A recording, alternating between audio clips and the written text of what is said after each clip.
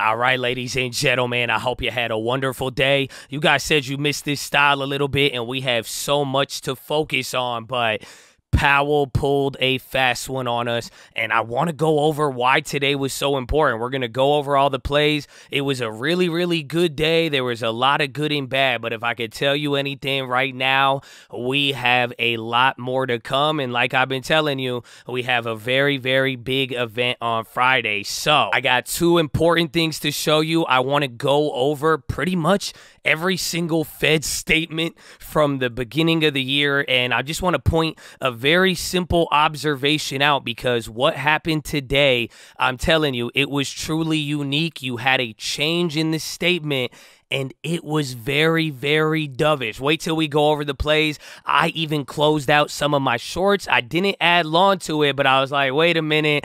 This is very, very rare. And so we're going to go over that. But to highlight the point of what I'm telling you, this is the market reaction of any of the last Fed meetings where it actually went up. What I think a lot of people don't really realize about today, it is very rare that you see this where the statement comes out and the market goes up and then stays up. Actually, this is right where the press conference started, and then we started going down, hit another high, and then something started to go crazy. So it was very, very wild. We'll go over this ECMI a little bit, but what you're really going to learn, this was one of our biggest positive reactions. It beats every other time this year, but now about two out of 5 of those times, they either go negative, and then a couple times it has stayed up. The last time it stayed up after going up was November 2021. That is that little teal throw-up line you see. And then the red line was last July when you had the most hated rally, and there was actually a pivot, kind of, or again, more dovishness. Again, when we go back to the statements, you'll see what I'm talking about. July didn't have any changes really, and any change kind of supported the dovish narrative at the time, but I'm telling you, today was absolutely insane. We have so much to go over, and then we have so many more things that we are going to be looking forward to. So drop your thumbs up on that video. Make sure you're subscribed. I hope you didn't miss it, man. Okay, it was live today. You could have saw this, bro. Again, all of these trades live. We're going to go over it, but we did our homework on this, man. We have a sense. Here, let's hear. Listen. Write down in September, sorry, in the December meeting, a new summary of economic projections, which updates that. But I would expect us to continue to update. All right, I reversed the ES. I closed 4,000. That was the first one. See, again, it was all live, baby. I'm telling you, go look at the points. Are dropping too. Oh, it was crazy. But again, we had it all live. But I'm telling you, it is not over yet. So hopefully we see you on the stream tomorrow, and hopefully you are ready to go. But run it, baby. Working to the couch, it's the 2020 less. Live in the hills, but still get a spread. Started with a live, but still reinvest it. Feel how I feel, then you feel it's a blessing. I just want the lesson, I just want protection. I'm up and I'm down, but the sound like progression. Farmer never plans if he waits for perfection. Finger to the down, hold it. But right off the bat, ladies and gentlemen, let's make it quick. Again, Powell pulled a new one on us. Today was absolutely a new trick. And again, when we go over the statements, you'll see it's not too often that you see this. He set us up with a dovish statement, and then the press conference was extremely hawkish. In a weird way, it was the best of both worlds, but now, like I'm telling you, we've been saying it all week, all of the events that we have, this places a ton of pressure now on the jobs report till Friday. So when we get into the plays, I'll explain a little bit about it, but you really got to understand it. Again, if you watch the recap, you'll see what I did with my trades, but like during this whole event, I even closed one of my shorts because I knew it very quickly. I think I even said it on the live. I was like, it's very rare that we have stayed up this long, and the fact that Powell made a change to his statement, that was very, very big. Now, I'm going to go over that, but I don't want you to get lost in the sauce. And just remember what we've said all week. And this is where I hope it gives you some good knowledge, because the fact is I'm sticking to what we saw early on and what was the whole thing coming into it. Everybody wanted to know the question about the December rate hikes. And unfortunately, after today, that question is still not answered. So we need to watch /ZQZ22. Remember, this is the future that we brought up. And again, we brought it up a lot during the live while we were going there, but this thing didn't really move much. It kind of went negative, but not towards where it was starting at the day. But the point is, these Fed futures, they have not moved yet. And the fact that we don't have an answer or a consensus towards this, that is going to increase volatility as this begins to move. And then that is why that jobs report in these next coming days, that is why it's going to be so key. So I want to get that to you now, because before we go over statements, before you really understand it, again, don't get lost in the sauce. We said it on Monday, said it on Tuesday. If we can't answer this question, then that whole conference is going to be viewed as hawkish. Now, you got to take into account what was said in the statement, and that was dovish. And now, to really give you the breakdown, essentially what Powell said, he made the first big change to the statement in a long time, and what it was getting at was that they're going to slow the pace of these bigger rate hikes. He was saying the cumulative tightening effect in the lag. Pretty much he was saying, hey man, we've already raised a lot and you're not going to see the effects till later, and now we've done it. So now that we expect there's going to be a lag, maybe we shouldn't keep going at 75. So that was good. That came out, and that is the reason why we were up. Again, you don't stay up after a Fed release. Go look at any of them. Like I'm telling you, it was just very rare in general. And even when we look at the ECMI, again, nothing has ever moved up and stayed up for this long. Again, you can move up, go down, maybe move up after that. But even then, where we were at was pretty wild. Now, obviously, you see that we ended up right here too. But point is, the fact that we went up was very rare like that, and it had a logical reason. The reason was Powell said, yo, we're going to slow the pace of rate hikes. So if you don't know what this means, it's instead of going 75, he goes 50. Instead of going 50, he'll go 25. It's slowing it down, but this is where he killed it during the press conference. You could see it live. We were able to interpret it in real time, but he's saying, yeah, rates are still going to be higher for longer. And then in December, that's that clip I showed you, he said we're going to have a higher terminal rate. Remember the last meeting I was telling you about the SCP? Well, guess what? Powell said that's going to be higher. So even though today the olive branch, and maybe it's because of the midterms coming up, in writing on the statement, it was dovish and it was an olive branch. It was literally saying right here, this was the only change. In order to attain that return to sufficiently restrictive, they'll take into account the cumulative tightening of monetary policy lags. This came off very, very green, but as he was talking, we found out he's leaving the door open still for a bigger hike in December. We don't know really what he means by it. It's going to be data dependent, and then on top of that, they still believe the terminal rate will be even higher than where it was when they had their summary of economic projections in September. That means 2-year bonds, longer term yields, chances are they're going to start going up again. So this was definitely the meat of the move, and I'm telling you, it was so confusing. Going back to January, this is why I want you to understand it. Anytime there was changes, it was like who was agreeing and disagreeing. Again, this was the January meeting from December. Anytime they would change anything, it would be about bringing about balance sheet reduction. Again, they talk about treasury market and runoff. That anytime they started making changes to this paragraph throughout the year, it was always in relation to balance sheet reduction, quantitative tightening, all of that stuff. Again, they're saying when they would change the rate, again, when they expect to reduce agency debt, it's all the same stuff, but they have never changed anything about it to reflect it. So you could take this how you want. Again, you could go through all of these, but the main point is now kind of comparing it to the December, just as they did like December and January when they started bringing up tightening and raising and all of that. In a weird way, this was kind of the inflection point where, yeah, he's bringing up a slower pace, but it doesn't really change the end path, and he actually ended up raising that today through his speech. So I hope you see it. Today was definitely a curveball, and now we got to maneuver this till the end of the week, but maybe we'll find out. If the market doesn't understand what Powell said today, just like in December and January, the next time we hear from him, he might drive this point home. So you got to listen to Powell, and now we're also going to get more Fed speakers. But as we're saying here, the data is going to be the most important thing, so I hope you're ready. But Let us get into the plays. So, right off the bat, ladies and gentlemen, don't worry. I'm not going to make you wait too long.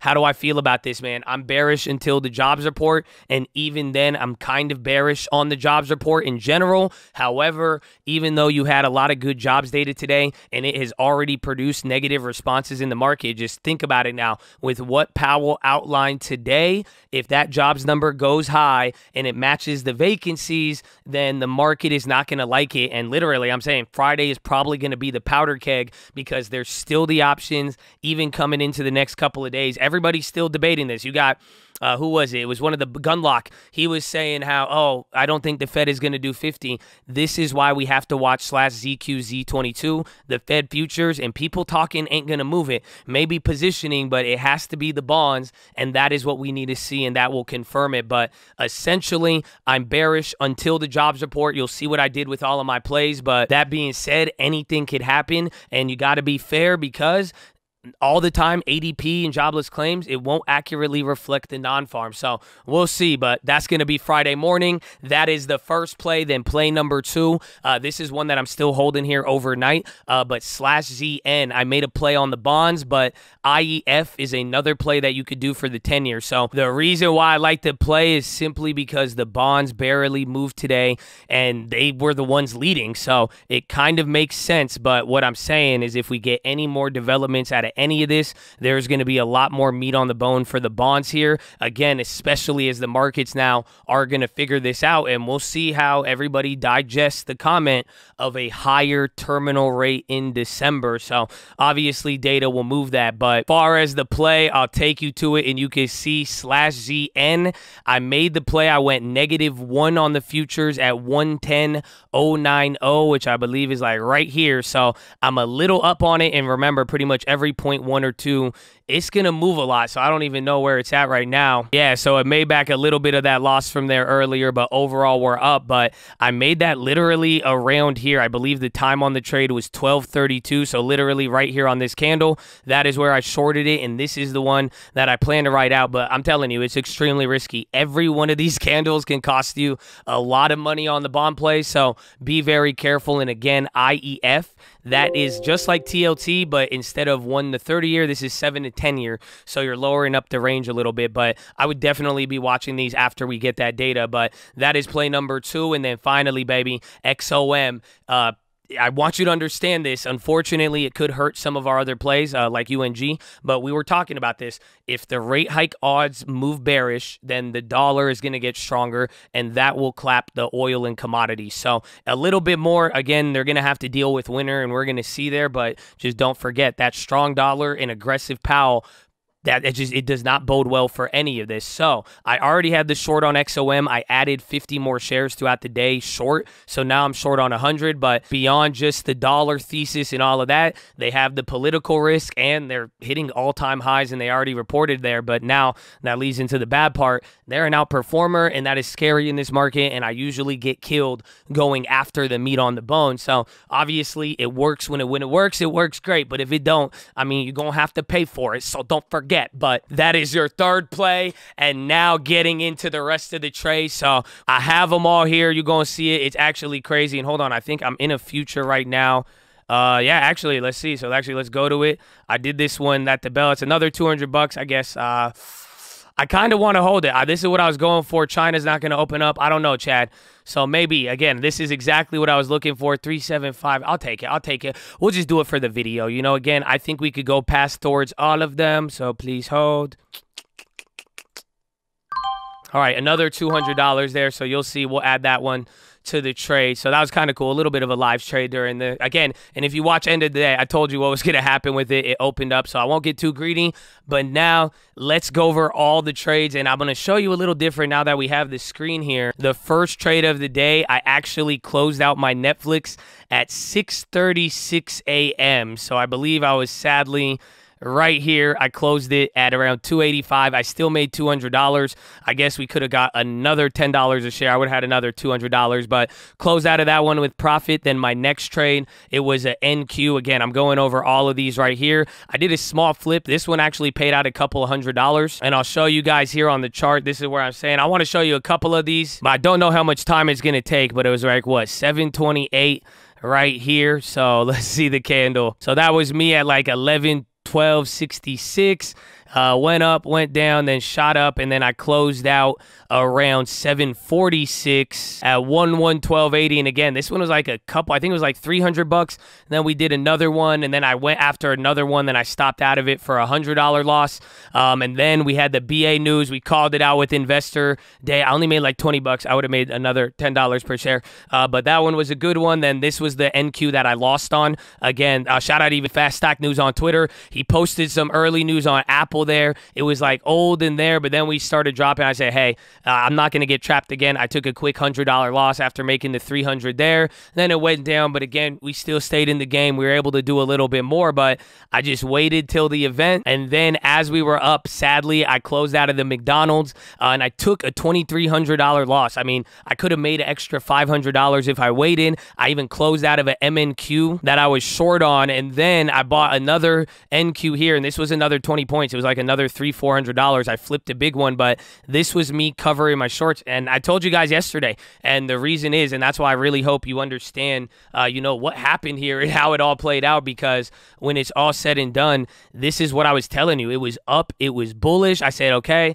I'm going to trim a little bit. I kept the Dow and all those other ones, but my line of logic was, I was like, this was bullish. The first read was bullish. I said, if that statement changed bullish, that is exactly what I was going to do. So in noticing that, I thought I'd get a head start. I knew I still had upside, and I knew I had some other plays, but I needed more information. So I cut 2 of my short plays early just in case, because remember, that's all that we were holding. And then going through all these flips, you're going to see I made a bunch of flips, a couple $100 here and there, NQ back and forth. Again, only one that I lost on was this one right here with that news there. It was like 150 loss, but overall, we were able to realize it. I made another flip again. I shorted even the ES, and then I closed out of my other ES. I was down $3,000-4,000. I took another loss on that one, and then I shorted it. And even on this one, on the way down by shorting it, I made like another $1,000 on it. I took about $700-800 on the ACAM. Then we did another $300 on the MES, and then I opened up the bonds. Then I added the XOM, and then just a bunch of other flips. So